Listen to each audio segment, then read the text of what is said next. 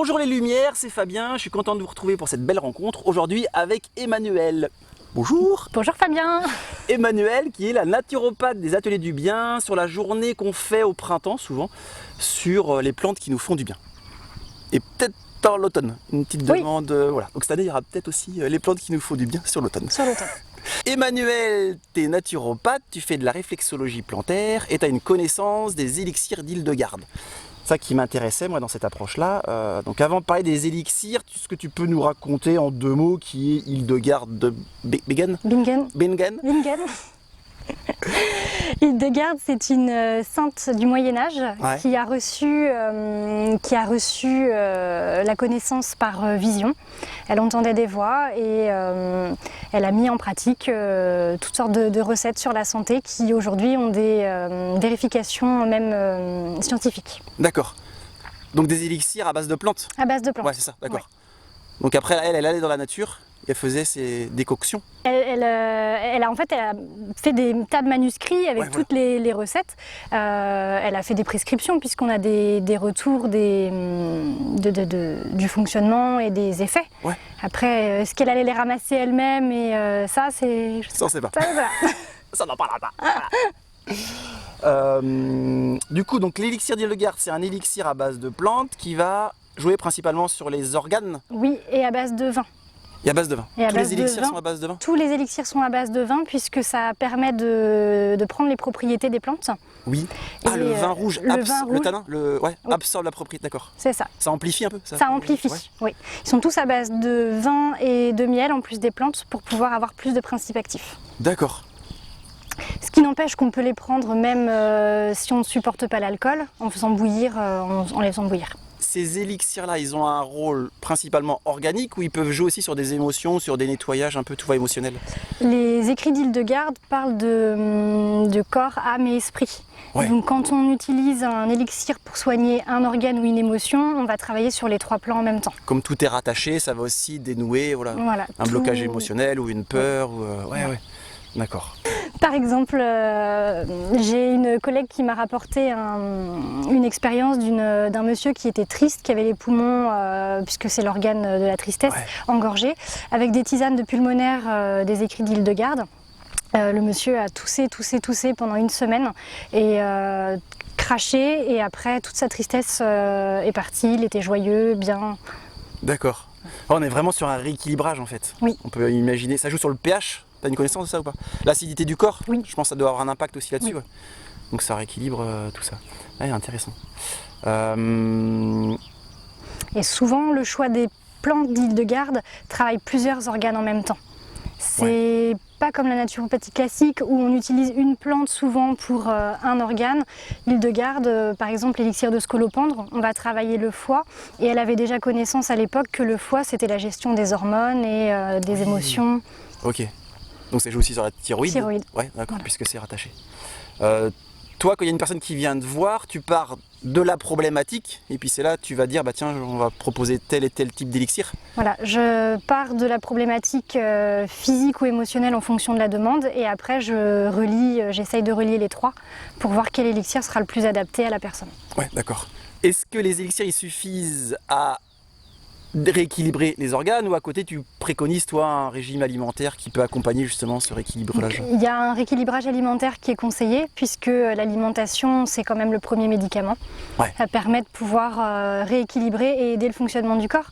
Sinon on va faire du symptomatique. L'élixir va permettre d'aller mieux mais à un moment donné ça reviendra. Ouais, t'as pas travaillé le fond ou la cause et puis ça veut dire que toi en amont tu vas te renseigner sur le type d'alimentation, sur les excès peut-être? Sur toute l'alimentation de la personne, les excès, le mode de vie, la santé morale, les médicaments qui sont déjà pris actuellement. D'accord. Donc ces élixirs-là, ils peuvent jouer aussi bien sur problèmes de circulation sanguine, sur les reins, que tu me parlais sur les reins. Donc les calculs rénaux. Le foie, le diabète. Ouais, d'accord. On a un panel large qui permet quand même d'aller sur toutes sortes de problématiques. C'est ça. Donc ça veut dire qu'avec ces élixirs-là qui sont que des bases de plantes, c'est ça qui est assez incroyable. À la journée plante, on a commencé je sais pas à 9h, on a dû passer 3/4 d'heure juste dans mon fossé, enfin chez moi. Et ça j'ai trouvé ça super. On a trouvé tout ce qu'il fallait. Il y avait de la... Là, voilà. Ah oui, j'ai retenu. De l'aquilée et millefeuille. Sourcil de Vénus. Oui, Ça, hein. c'est ça. Voilà. Donc en fait, tout ce qu'on appelle les mauvaises herbes dans nos jardins, avec une naturopathe, entre autres, nous on a la chance d'avoir Emmanuel qui connaît super bien les plantes, et on se rend compte que les mauvaises herbes elles n'existent pas puisque elles ont toutes un rôle et un potentiel pour rééquilibrer notre corps. Et ce que partage Emmanuel, ce que j'aime bien, c'est qu'on est fait pour aller bien. Donc voilà, dès l'instant on a les bons aliments, c'est un peu comme des Legos en fait. Si tu mets les bons Legos au bon endroit dans ton corps, et il peut être que bien. Tout à l'heure tu parlais de tisane, il y a des élixirs sur le stage, sur l'atelier du bien. Tu nous as proposé plutôt quelque chose à prendre à la cuillère. C'est-à-dire qu'il y a différentes façons de prendre ces élixirs-là? En général, tous les élixirs se prennent en cuillère à soupe ou à l'époque en verre à liqueur. Ah oui, c'est d'accord, ouais. Quand du Moyen-Âge. On compare souvent en verre à liqueur et autrement, ce sont des tisanes à prendre dans de l'eau comme les autres plantes. D'accord. Donc tu fais chauffer ton eau chaude et puis tu as un nombre de cuillères que tu préconises. Et du coup, le traitement, il peut aller de... C'est quoi? C'est sur une semaine, un mois sur... En général, c'est sur plusieurs semaines. Ça dépend de la problématique et de l'élixir. Mais ça dépend aussi de la personne. Et ça a été modernisé un petit peu. Tout ça, Île-de-Garde. Il y a aussi des laboratoires maintenant qui font sous forme de comprimés. D'accord. Ah oui, pas mal.